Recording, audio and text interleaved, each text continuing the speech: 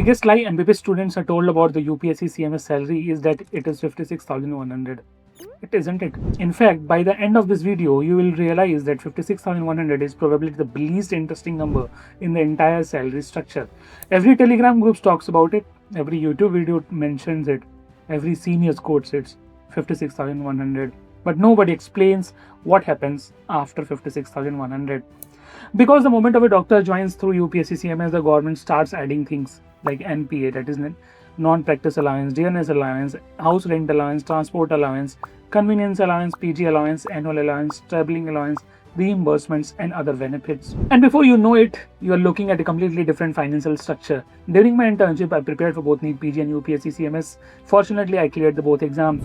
Hello everyone, myself Dr. Sagar Pushp. I am a surgeon and already cleared UPSC CMS. Eventually, I joined Indian Railways through UPSC CMS, and after joining, I realized something.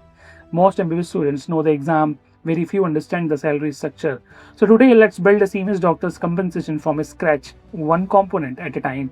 And let's see what really happens after 56,100. You can now see at your screen, all these are the basic pay with all the other allowances you will get after clearing UPSC CMS, and you will join in different cadres of UPSC CMS. So imagine you have completed MBBS, internship is over, UPSC CMS result is out, you are selected. A few weeks later, your appointment letter arrives. You open it, and the first thing you see is the basic pay, that is the 56,100. You can look at the screen right side of me. There is a salary meter. We're gonna add all the allowances one by one so that it will be easy for you to understand what that means. So let's start with the basic pay, that is 56,100. You can see on your salary meter that is 56,100, and more students stop here. So the government doesn't. The government says, doctor, you cannot freely do private practice while serving in government service. So another amount gets added, that is the non-practicing allowance. That is 11,220. Now was the salary meter, 56,100 plus 11,220. That is 67,320. And already the salary looks very different. But we are just getting started. Now, the inflation enters the chat, petrol becomes expensive, food becomes expensive, life becomes expensive, and the government says, fine, we'll pay for that too. That is the Dearness Allowance. Right now, the current Dearness Allowance is 60%, and every 6 months, it's going to increase to some percentage. So approximately Dearness Allowance is 40,392 at present. So now watch carefully to your salary meter. When I was in MBBS, nobody explained this. Everybody talked about ranks. Everybody talked about branches. Nobody talked about financial independence. And we have already crossed 1 lakh without discussing the accommodation, without discussing the transport, without discussing the qualifications, and without discussing the benefits. We have only discussed 2 allowances. Now our doctor reaches his first posting, and suddenly a practical question appears. Where I am going to stay? Because after all, you cannot manage without a roof over your head. And that's where another component enters, that is the house rent allowance. Now here is something many students don't know. The government doesn't treat every city equally. Cities are broadly classified into X city, Y city, and Z cities. Why? Because renting a house in Mumbai and renting a house in smaller town cannot cost the same. That's why the HRA changes. If you belong to the X city, 30% will get, Y 20%, and Z 10%. For today's example, let's assume a Z city posting. So your HRA will be 5,610, and now watch the salary meter. And remember, this is the lowest HRA category. We haven't even touched the X city calculation yet. Now our doctor has place to stay, but another problem remains. Every morning he still has to reach the hospital, OPD, emergency, ward rounds, administrative meetings, and unfortunately, hospitals have not yet invented teleportation. So another component enters, transport allowance. And today's example, transport allowance including DA also. So now watch the salary meter. We started this 56,100, and now we are already looking at 1,19,082, and we are still not finished. Now comes to the part that most YouTube videos never discuss, the allowances nobody talks about, that is the convenience allowance. As a CMS doctor, you generally don't get an official vehicle for routine professional duties, but your responsibility do not always remain inside the hospital building.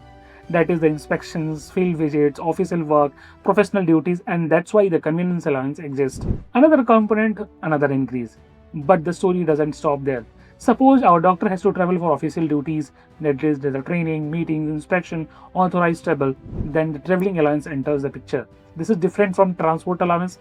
Transport allowance helps you reach your workplace. Traveling allowance supports when your official duties require you to travel. Now let's talk about qualifications. because qualifications can also increase your compensation. Imagine two doctors, both joined you through UPSC CMS, but one doctor has a recognized postgraduate degree. The government recognizes that additional qualification, that is the PG allowance. You can look at your screen on the salary meter. Next is the annual allowance again. That amount will be also added in the salary meter. You can look at the screen and think about that. 1,24,000.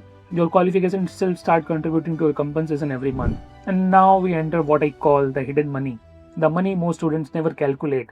That is the newspaper reimbursement, internet, Wi-Fi reimbursement, professional communications, membership of any associations like Surgeons Association of India, Pediatric Association of India. The government will pay you for that registration charges. And once in a year, if you're going for any conference, the registration support will be also provided by the government to get into the different conferences all over India. So professional membership support also provided by the government. The benefits, they don't always get discussed, but still add value.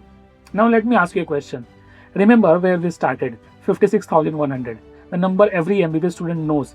We are now looking at a compensation structure worth more than double that figure, and we still haven't discussed LTC, railway passes, PTOs, medical facilities, and government contribution to the NPS. When somebody says the salary after UPSC CMS is 56,100, they are not wrong.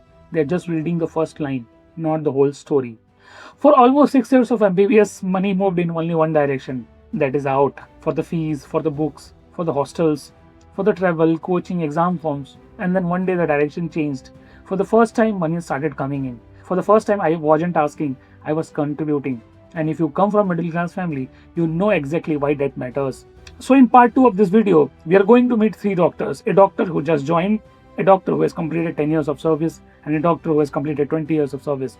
Same career, same service, completely different financial realities.